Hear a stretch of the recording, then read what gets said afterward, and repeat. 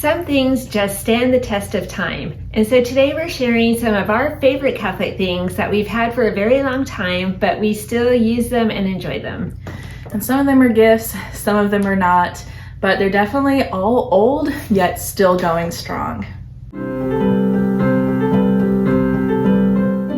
One of the oldest Catholic things in our house that's still going strong is this stick called crucifix. It was in the house where I grew up. I never remember a time when I didn't see it around, and now it's in our house. And it is interesting because it does pop open in the front, and it has the space for candles or for holy oil. And so sometimes we like to just think about the priest or priests who may have used this going on sick calls.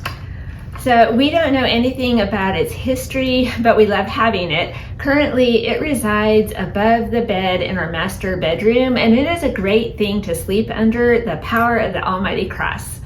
So next are these two retablos that I have hanging in my room. I have this one of Saint Cecilia and another one of Saint Therese. Now this one is a bit newer. I think I got it for my confirmation, so maybe 6 years ago now. I think neither of us really remember when I got this. And then this one is the true old one. It is dated to 2010. And this was gifted to me because this was right around the same time that I started playing the piano. And of course, Saint Cecilia is a musician, so it all fits together.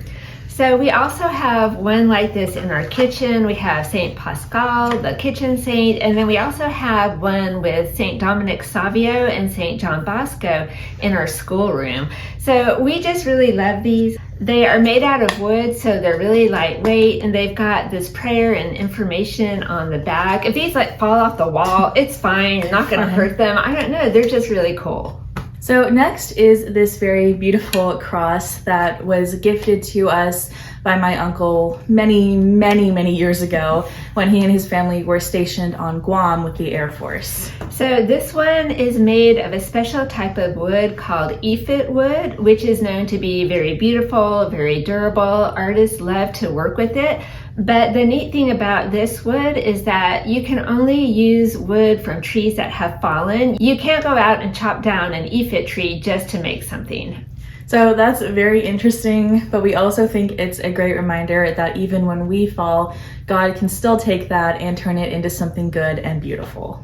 So next is something that's really old, and it wasn't a gift. It was just something that I saw in the church bulletin way back when I was in middle school. And it inspired me so much that I cut it out, and I've kept it all this time. And it's this Bible verse. It says, "You cannot give yourself to God and money." So verified Ice Age relic we have right here. Goodness, yeah. Okay, ladies and gentlemen, take a look. Middle school me, yeah. I was all like glasses and braces and crazy hair back in the day. But anyway, the verse itself is from the Gospel of Matthew, and the complete verse goes like this. No one can serve two masters.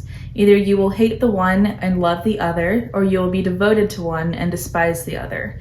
You cannot serve both God and money. So yeah, this one just really caught my attention back in the day. I remember reading it and thinking, wow, that's so deep. Jesus really knew what he was talking about. And this thought has stayed with me all down through the years. I mean, yes, we do need money to take care of our families so we can have food and clothing, but truly you can't serve two masters.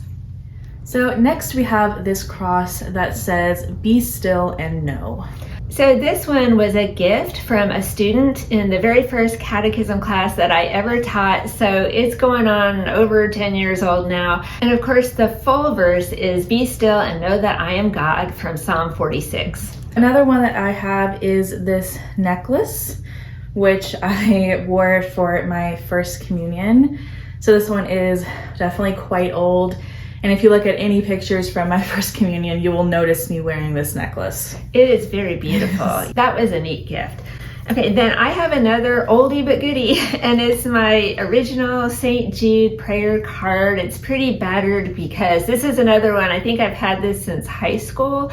I remember the day I discovered St. Jude, the saint of impossible causes, and I thought that is so neat that there's actually a saint for this. I need to get to know this guy.